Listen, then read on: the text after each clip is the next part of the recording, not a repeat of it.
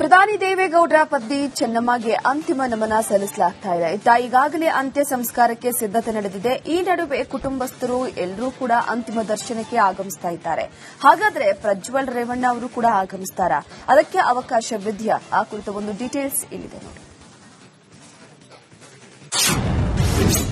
ಹರದನಹಳ್ಳಿಯಲ್ಲಿ ಚೆನ್ನಮ್ಮ ಅಂತ್ಯಕ್ರಿಯೆಗೆ ಸಿದ್ದತೆ.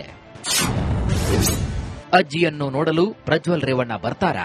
ಮಾಜಿ ಪ್ರಧಾನಿ ದೇವೇಗೌಡರ ಪತ್ನಿ ಚೆನ್ನಮ್ಮ ಅವರ ನಿಧನದ ಹಿನ್ನೆಲೆಯಲ್ಲಿ ಅಂತಿಮ ದರ್ಶನವನ್ನು ಪಡೆಯಲು ಜೈಲಿನಲ್ಲಿರುವಂತಹ ಮೊಮ್ಮಗ ಪ್ರಜ್ವಲ್ ರೇವಣ್ಣ ತುರ್ತು ಪೆರೋಲ್ ಕೋರಿದ್ದಾರೆ.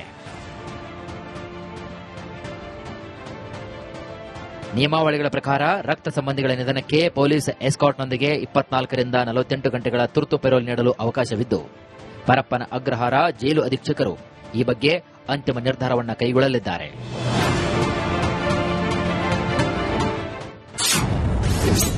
ಪ್ರಜ್ವಲ್ಗೆ ಪೆರೋಲ್ ಸಿಗುತ್ತಾ?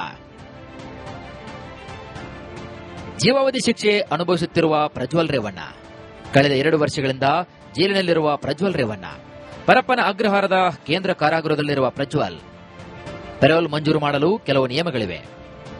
ಪೆರೋಲ್ ಎನ್ನುವುದು ಕೈದಿಗೆ ನೀಡಲಾಗುವ ಹಕ್ಕಲ್ಲ, ಬದಲಾಗಿ ಕೈದಿಯ ಸನ್ನಡತೆ ಪರಿಗಣಿಸಿ ನೀಡುವ ಸೌಲಭ್ಯ. ಕೇಂದ್ರ ಕಾರಾಗೃಹದ ಮುಖ್ಯ ಅಧೀಕ್ಷಕರ ನಿರ್ಧಾರವೇ ಅಂತಿಮ. ಜೀವಾವಧಿ ಶಿಕ್ಷೆಗೆ ಗುರಿಯಾದ ಕೈದಿಗೆ ಪೆರೋಲ್ ಅವಕಾಶ ಇದೆ. ಕಾರಾಗೃಹ ನಿಯಮಗಳ ಪ್ರಕಾರ 2 ರೀತಿಯ ಪೆರೋಲ್ ಇದೆ. ಸಾಮಾನ್ಯ ಮತ್ತು ತುರ್ತು ಪೆರೋಲ್ ಎಂದು 2 ವಿಧಗಳಿವೆ. ಪ್ರಜ್ವಲ್ಗೆ ಪೆರೋಲ್ ಸಿಕ್ಕರೆ ಪೊಲೀಸ್ ಎಸ್ಕಾರ್ಟ್ನಲ್ಲಿ ಬರಬೇಕು. 2 ದಿನ ಜೈಲಿನಿಂದ ಹೊರಬರಲು ಅವಕಾಶ ಇದೆ.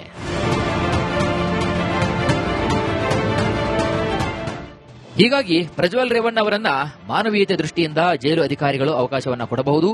ಪೊಲೀಸರಿಂದ ಹೆಚ್ಚಿನ ಸೆಕ್ಯೂರಿಟಿ ನೀಡಿ ಎಸ್ಕಾರ್ಟ್ ಮಾಡುವ ಮೂಲಕ ಅಂತಿಮ ದರ್ಶನಕ್ಕೆ ಅನುವು ಮಾಡಿಕೊಡಬಹುದು. ಹೀಗಾಗಿ ನಾಳೆ ಏನಾಗುತ್ತೆ ಎಂಬುದು ಸಾಕಷ್ಟು ಕುತೂಹಲವನ್ನು ಮೂಡಿಸಿದೆ.